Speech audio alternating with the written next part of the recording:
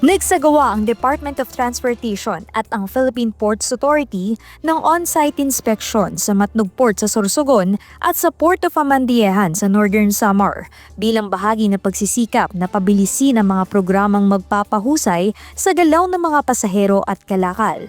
Pinangunahan ni Acting Transportation Secretary Giovanni Lopez at ni PPE General Manager G. Santiago ang inspeksyon kung saan personal nilang sinuri ang aktual na kondisyon ng mga pantalan at naranasan ang sitwasyon ng mga biyahero at cargo trucker. Noong February 1, binisita ng mga opisyal ang Matnog Port habang noong February 2 naman ay nagtungo sila sa Port of Amandiyehan. Layunin ng inspeksyon na tukuyin ang mga kakulangan sa operasyon at tiyaking maayos ang pagpapatupad ng mga kasalukuyang proyekto sa mga pantalan. Ayon kay Acting Secretary Lopez, habang tinututukan ng Department of Public Works and Highways ang mga kalsada at tulay, sabay namang isinusulong ng DOTR at PPA ang pag-upgrade ng mga pantalan at paliparan upang matiyak ang end-to-end transport efficiency.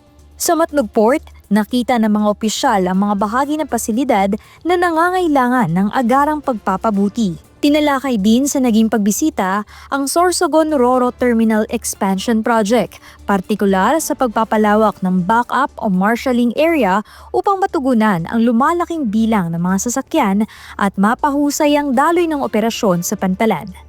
Tinalakay rin sa nasabing pagbisita ang posibleng implementasyon ng bagong 2 palapag na passenger terminal building upang mapabuti ang kaginawaan, kaligtasan at epesyenteng serbisyo para sa mga pasahero. Para kay PPE General Manager G. Santiago, buo ang suporta ng ahensya sa direktiba ni Pangulong Ferdinand Marcos Jr.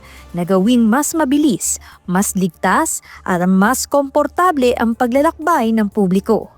Ani GM Santiago, patuloy na makikipag-ugnayan ng PPA sa DOTR, mga lokal na pamahalaan at iba pang maritime agencies upang maihatid ang mga pangmatagalang reforma na tunay na mararamdaman ng mga pasahero at cargo stakeholders.